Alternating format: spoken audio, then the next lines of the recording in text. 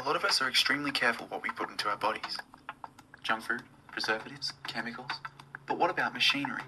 That sentiment might seem ridiculous, but it's something more and more tech enthusiasts are currently exploring.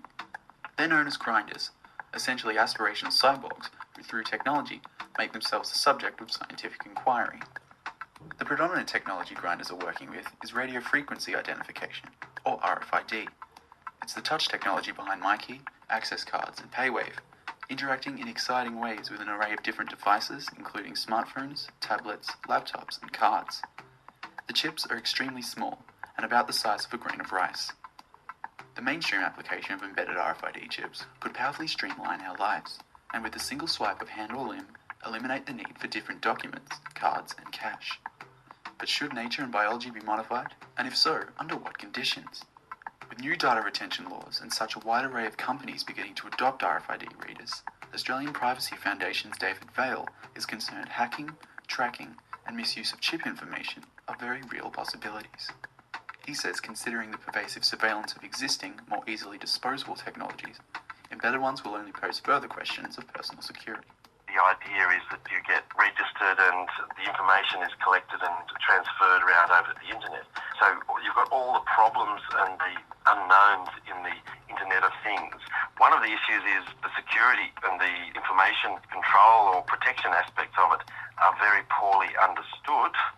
IT security or network security generally is basically over. No one can promise that there's reliable security in virtually any field at the moment, so it's almost inevitable that there's a vulnerability going to be there, and the prospects that something could happen are quite high. Even with a phone or a computer, there's a lot of tracking, monitoring, bugs, cookies, those sorts of technologies employed. So there's potential roles for a number of different players in contributing to a pretty insecure sort of outcome. 26-year-old William Spitari has a 5mm wide magnet in his left hand and an RFID chip in his right. Also embedded are links to social media accounts, able to be scanned and explored as a physical, fixed QR code. For techie people like Spitari, aspects of grinding and cybernetics represent something fun, something piloting towards the next stage of human evolution, and something with little surrounding distress. The reasoning behind it was fun, basically. Grinding is an offshoot of body mods and piercing, where you use technology to improve the human body, sort of in a Tinker Toys way, which is linked to something called transhumanism, which is about the next stage of human evolution. I'd see more suffering in people being in a bad relationship than being cyborgs. With the way technologies have reduced down to become portable and wearable, the University of Wollongong's Dr. Katina says a wireless, cashless civilization may be closer than we think. What might this fascinating society look like? Technology is evolving at such a rate that even the now vanguard device implants may soon become old news. Though not quite ready yet for extensive adoption, it's an exciting prospect, but one Michael says has the potential to dehumanize us as a society. People are thinking of very novel ways every day to make the world more convenient or life more convenient. Google has not been shy about its experimental devices. For example, the swallowable security device pill. So it's a pill that you swallow daily with a different kind of security access code so that no one can hack into systems. So imagine it's not one embedded device that's embedded like in a pet using a syringe.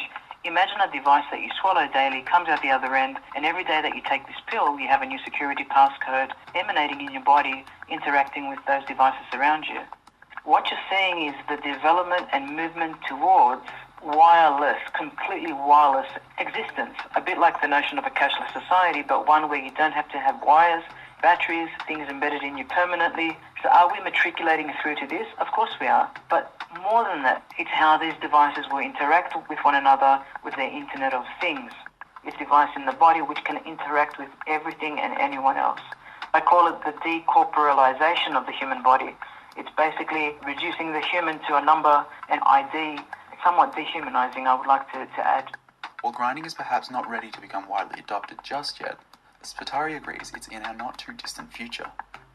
Refuting the notion technological implants will adversely automatize society, he insists it's a very safe, normal practice, and one which will form a big part of our future. I think give it 30 or 40 years, they will be mandatory or at least strongly recommended. things like mobile phones, they don't actually take away your humanity, they just extend your capabilities. People have piercings, it's just a 21st century piercing.